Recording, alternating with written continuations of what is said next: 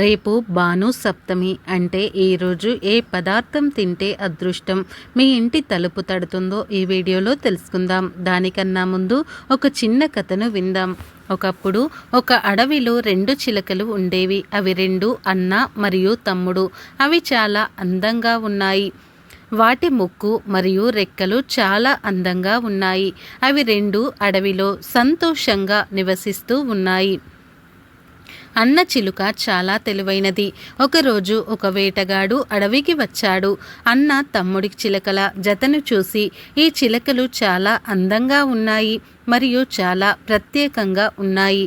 నేను వాటిని పట్టుకొని రాజుగారికి సమర్పిస్తాను. దానితో రాజు సంతోషించి నాకు ఒక గొప్ప బహుమానాన్ని ఇస్తాడు అని అనుకున్నాడు. అతను వాటిని పట్టుకోవడానికి వాటిపైన వలను విసురుతాడు. వెంటనే 2 చిలుకలు చిక్కుకున్నాయి. అతను వాటిని పంజరంలో బంధించి మరుసటి రోజు రాజుగారి ఆస్థానానికి వెళ్ళాడు. అతను రాజుతో, రాజా, ఈ అందమైన జత చిలుకలను చూడండి. నేను వాటిని దట్టమైన అడవిలో పట్టుకున్నాను. వాటి అందాన్ని చూసి నేను వాటిని మీ వద్దకు తీసుకురావాలని నిర్ణయించుకున్నాను.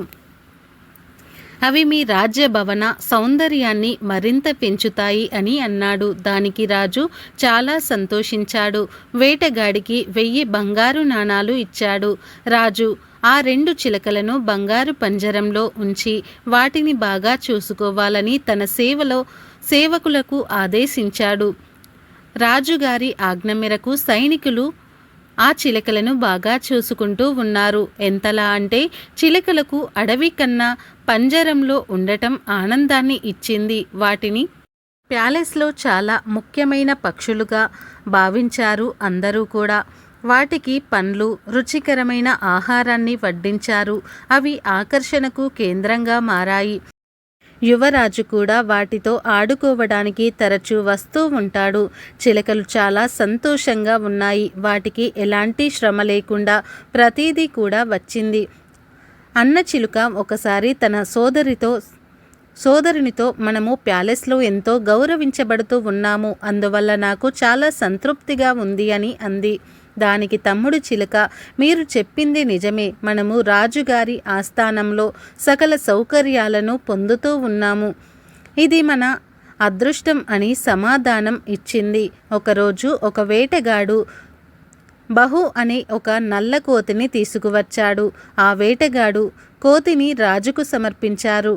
కోతిని ప్రాంగణంలో ఉంచాలని పరిచారికలకు కోరారు. రాజు మరియు యువరాజు కోతి మరియు అతని వినోదభరితమైన కార్యకలాపాలను చూసి చాలా సంతోషించారు. త్వరలోనే కోతి ఆకర్షణకు కేంద్రంగా మారింది. కోతి రాకతో చిలుకలను నిర్లక్ష్యం చేశారు. వాటికి కొన్నిసార్లు ఆహారం కూడా పెట్టడం మర్చిపోయేవారు. చిలుకలు రెండిటికీ కూడా వారు ఎందుకు నిర్లక్ష్యం చేయబోతున్నారో కారణం తెలుసు. అన్న చిలుక చాలా తెలివైనది. తమ్ముడితో రోజులు మళ్ళీ మారుతాయి అని మరియు ఎప్పుడు నిరుత్సాహపడకూడదని సోదరునికి ఓదార్చింది. ఈ ప్రపంచంలో ఏదీ శాశ్వతం కాదు. 2 రోజులు ముగిసే వరకు మనమే ఓపిక పట్టాలి అని అన్న చిలుక చెప్పింది. ఒకరోజు కోతి తన యువరాజు ముందు భయంకరమైన విన్యాసాలను చేసింది. అది చూసిన చిన్న యువరాజు భయంతో భటులు, సేవకులు అని కేకలు వేశారు. అది విని అందరూ అక్కడికి వెళ్ళి చిన్న యువరాజును అక్కడి నుంచి తీసుకుని వెళ్ళిపోయారు. వెంటనే ఈ వార్త రాజుగారికి తెలిసింది. కోతిని అడవిలో వదిలేయమని తన మనుషులకు ఆదేశించాడు. మరుసటి రోజు కోతిని అడవికి పంపించి వేశారు. చిలుకలో చెడ్డ రోజులు ఇప్పుడు ముగిసిపోయాయి. వారికి మళ్ళీ మంచి ఆతిథ్యం అందించారు. వాటికి మంచి వంటకాలు, పండ్లు కూడా వడ్డించారు. అవి మళ్ళీ ఆకర్షణకు కేంద్రంగా మారాయి. తెలివైన చిలుక తన తమ్ముడి ఆ పరిస్థితిని స్పష్టం చేసింది. సమయం ఎప్పుడూ ఒకేలాగా ఉండదు మరియు తాత్కాలిక మార్పులతో నిరుత్సాహపడకూడదు అని తమ్ముడు చిలుక ప్రపంచంలో ఏదీ శాశ్వతం కాదని, ఎవరు ఎప్పుడూ సహనాన్ని కోల్పోకూడదు అని వాస్తవాన్ని గ్రహించింది. ఈ ప్రపంచంలో ఏదీ శాశ్వతం కాదు. చెడు రోజులు ముగిసే వరకు మనమే ఓపికగా పట్టాలి. తరువాత వచ్చేవన్నీ కూడా మంచి రోజులే అనేదే ఈ కథలోని నీతి. ఇక వీడియోలోకి వస్తే సూర్యుడికి ఇష్టమైన వారం ఆదివారం. సూర్యుడికి ప్రియమైన తిథి సప్తమి తిథి. ఆదివారం సప్తమి తిథి ఈ రెండూ కలిసి వస్తే దానిని భాను సప్తమి అని పేరుతో పిలుస్తారు. చాలా శక్తివంతమైన రోజు. సూర్యుడికి ఎంతో ప్రీతిపాత్రమైన రోజు ఇది. ఎవరైనా సరే ఉద్యోగంలో వృద్ధి లేదు, బిజినెస్లో వృద్ధి లేదు, ఉద్యోగంలో ప్రమోషన్లు రావటం లేదని భావించేవారు భాను సప్తమి రోజు ప్రత్యేకమైన విధి విధానాలను పాటిస్తే తొందరలోనే ఉద్యోగంలో ప్రమోషన్స్ వస్తాయి. తండ్రి తాతల ఆస్తులు సకాలంలో చేతికి అందడం లేదని భావించేవారు భాను సప్తమి రోజు ప్రత్యేకమైన విధి విధానాలను పాటిస్తే ఆ ఆస్తిపాస్తులను కూడా తొందరగా వస్తాయి. సూర్యుడికి ఎంతో ఇష్టమైనటువంటి భాను సప్తమి రోజు స్నానం చేసే నీళ్ళలో ఎర్రటి పువ్వులు కొన్ని, కలువ పువ్వులు కొన్ని కలుపుకోవాలి. అలాగే కొద్దిగా కుంకుమ పువ్వు తీసుకొని కుంకుమ పువ్వును కూడా స్నానం చేసే నీటిలో వేసుకోవాలి. 5 నిమిషాల తర్వాత ఆ నీళ్లతో స్నానం చేయాలి. ఇలా స్నానం చేస్తే అది సూర్యుడికి ఇష్టమైన స్నానం అవుతుంది. అలా స్నానం చేశాక ఒక రాగి చెంబులో నీళ్లు తీసుకొని ఆ నీళ్లలో ఎండు మిరపకాయల విత్తనాలు 21 వేయాలి. కొద్దిగా గంధం వేయాలి, బెల్లం ముక్క వేయాలి. స్నానం చేశాక రాగి చెంబులో నీళ్లను తీసుకోండి.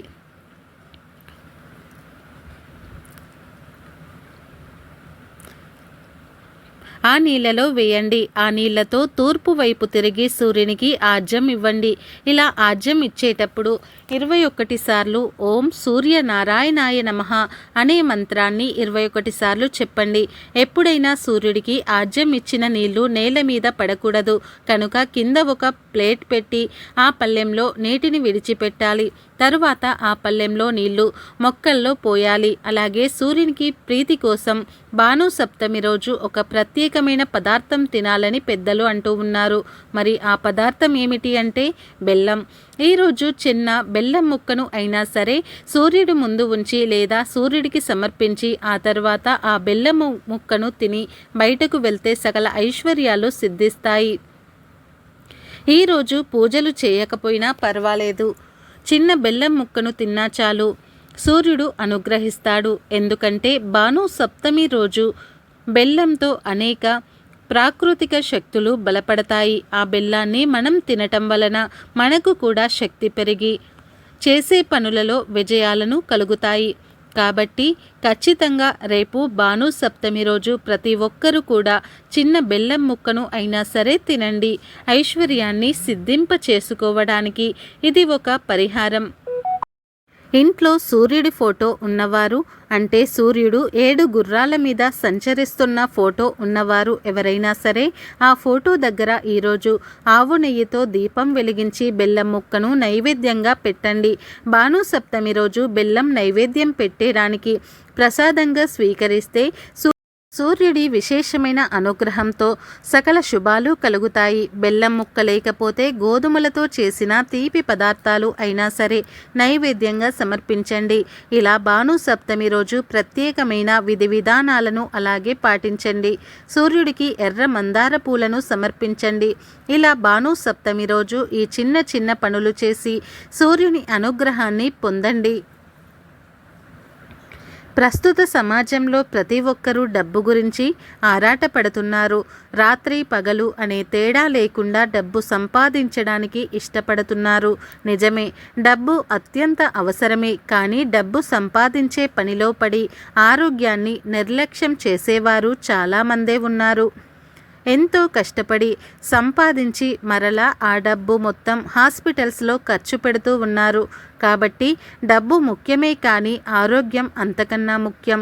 డబ్బు ఉండి ఆరోగ్యంగా లేకపోతే ఎలాంటి సంతోషము ఉండదు కదా.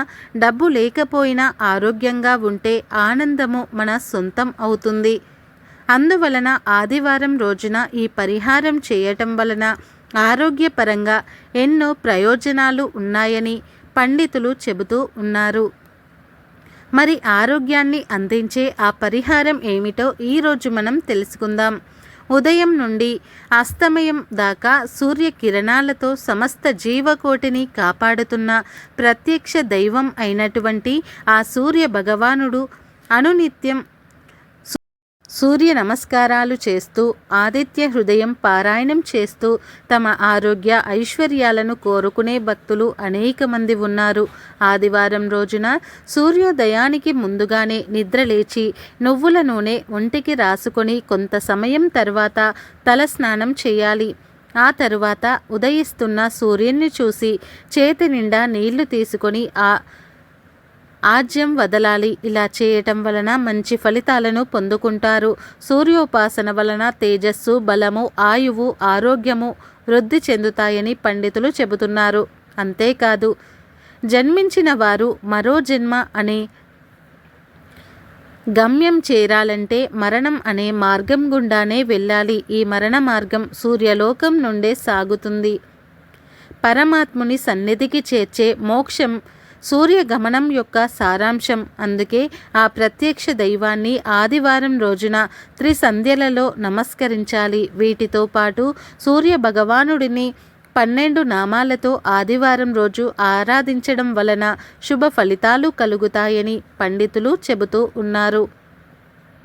శ్రీకృష్ణుడి కుమారైన సాంపుడు కూడా తనకు వచ్చిన అనారోగ్యమును సూర్య భగవానుణ్ణి 12 నామాలతో ఆరాధించి సూర్య స్తోత్రమును పఠించడం వలన తన అనారోగ్యాన్ని పోగొట్టుకున్నాడని పురాణాలు చెబుతూ ఉన్నాయి.